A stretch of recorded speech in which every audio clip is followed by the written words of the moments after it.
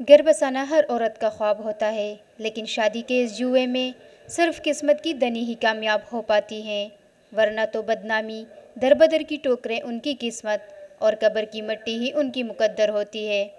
پشاور نوتیا کی رہائشی 25 سالہ صبا پرویز بھی ان بدقسمت خواتین میں شامل ہے جن کے آنکھوں میں سجنے والے خوابوں کو ایک بار بھی تعبیر نصیب نہیں ہوئی۔ دلکش نکوش رکھنے والی صبا پرویز دیکھنے میں جتنی خوبصورت تھی تو اس سے کئی زیادہ وہ بدقسمت ٹھہری۔ دوسرے تیسرے دن میرے گھر آتی تھی، میں اس سے بہت پیار کرتی تھی، کہتی امی تو مجھے بہت اچھی لگتی ہو،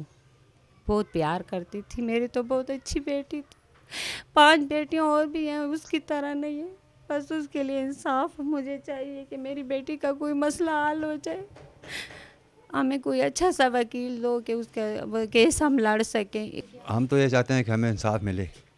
ہم جس عدالت میں جاتے ہیں تو وہ ہم وہاں سے مایوسی ملتی ہے،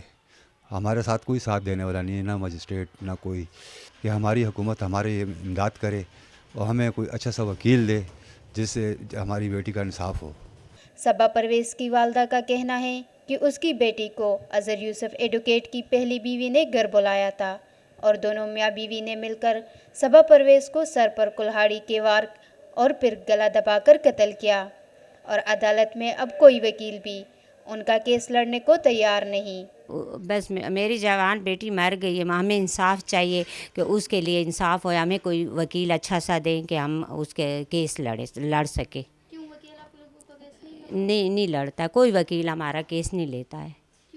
بس اس لیے نہیں لیتے کہ وہ وکیل ہے، اس کی بہت پہنچ ہے، اور ہم غریب لوگ ہیں، غریبوں کو تو خدا ہوتا ہے اور کچھ بھی نہیں ہوتا ہے،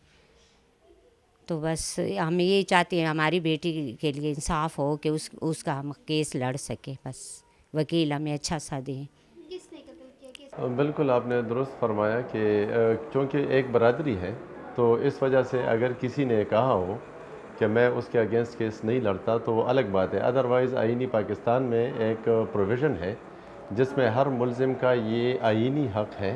کہ اس کو وکیل مہیا کیا جائے گا۔ پرویز اشرف کے گھر میں آنکھ کھولنے والی 5 بہنوں میں سب سے چھوٹی صبا پرویز کی 2 بار منگنی کے دوران ہونے والے نکاح رخصتی سے پہلے ہی طلاق میں بدل گئی، جبکہ 2 سال قبل تیسری بار اظہر یوسف ایڈوکیٹ سے نکاح کے بندھن میں بندھ کر آنکھوں میں خواب سجائے پیا کے گھر پہنچ گئی، لیکن شادی کے 1 ماہ بعد ہی صبا کی قسمت نے تب اپنے رنگ دکھائے جب اظہر یوسف کی پہلی بیوی سمینہ نے صبا پرویز سے رابطہ کیا اور جان سے مار دینے کی دھمکی دی، لیکن قسمت کی ماری صبا نے والدین کو مزید دکھ سے بچانے کے لیے اظہر یوسف کے بدلتے ہوئے رویے سے سمجھوتا کر لیا اور 2 سال تک شوہر کی مار پیٹ اور سوتن کی دھمکیوں کے باوجود طلاق لینے سے انکار کرتی رہی، اور بالآخر 7 ستمبر 2011 کو تانہ داؤد زئی کے حدود میں کیتو سے صبا پرویز کی بوری بند لاش برآمد ہوئی۔ پولیس نے مقدمہ درج کر کے اظہر یوسف کو گرفتار کر لیا اور اس کی بیوی سمینہ روپوش ہو گئی، لیکن بدقسمتی سے صبا پرویز قتل کیس میں کوئی وکیل اظہر یوسف ایڈوکیٹ کے خلاف عدالت میں پیش ہونا نہیں چاہتا۔ کیمرہ مین حیات خان کے ساتھ شازی نثار، ARY نیوز، پشاور۔